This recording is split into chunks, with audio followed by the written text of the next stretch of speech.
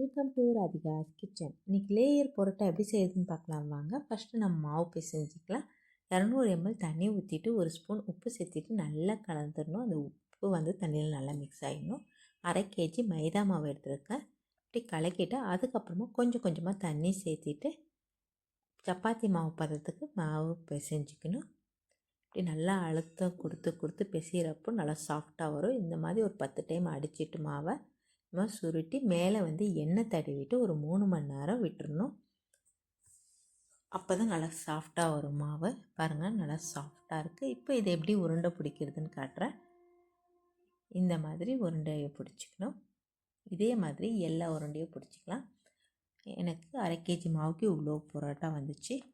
இப்போ 2 பக்கமும் எண்ணெய் தடவிட்டு நல்லா மெலீஸாக திரட்டிக்கணும். எவ்வளோ முடியுமோ அவ்வளோ மெலீஸாக எண்ணெய் கொஞ்சமாக மேலே தடவிட்டு கூட இப்படி தேய்ச்சி விட்டுறணும். பாருங்கள், அப்படி தரையே தெரிகிற அளவுக்கு மெலிசாக இருக்குது. மறுபடியும் கொஞ்சம் எண்ணெய் தடவிட்டு மேலே இப்போ ஒரு கத்தி எடுத்து இந்த மாதிரி கோடு போட்டுக்கணும். நல்லா கையிலையும் எண்ணெய் தடவிட்டு இப்போ இதெல்லாம் ஒன்றா சேர்த்து எடுத்துடலாம்.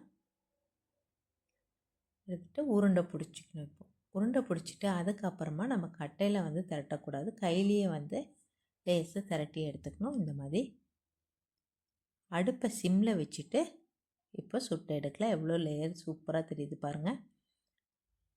அடுப்பை சிம்மில் வச்சுட்டு தான் சுடணும். அப்போ தான் நல்லா உள்ளெல்லாம் வேகும். சூப்பராக வெந்துருச்சு. இதே மாதிரி எல்லா பரோட்டாவையும் நம்ம சுட்டு எடுத்துடலாம். லேயர்ஸ் எவ்வளோ சூப்பராக தெரியுது பாருங்கள். இது வந்து சிக்கன் மட்டன் குழம்புக்கு எல்லாத்துக்கும் சூப்பராக இருக்கும். கண்டிப்பாக நீங்களும் ட்ரை பண்ணி பாருங்கள். உங்களுக்கும் பிடிக்கும். லைக் பண்ணுங்கள், ஷேர் பண்ணுங்கள், சப்ஸ்கிரைப் பண்ணுங்கள். மறக்காமல் பெல் பட்டனை கிளிக் பண்ணுங்கள். நன்றி, வணக்கம்.